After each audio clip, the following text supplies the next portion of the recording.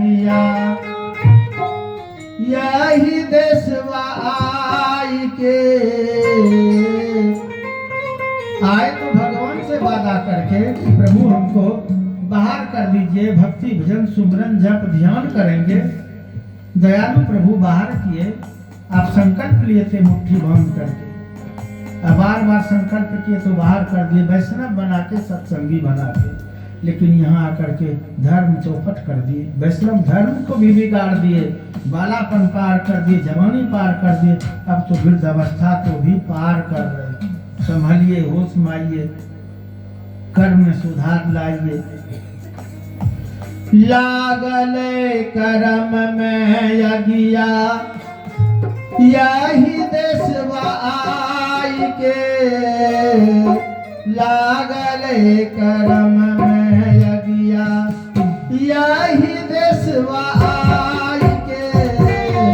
लागले कर्म में यगिया यही देशवा आई के, लागले कर्म में यगिया यही देशवा आई के, यही देशवा आई के, यही देशवा आई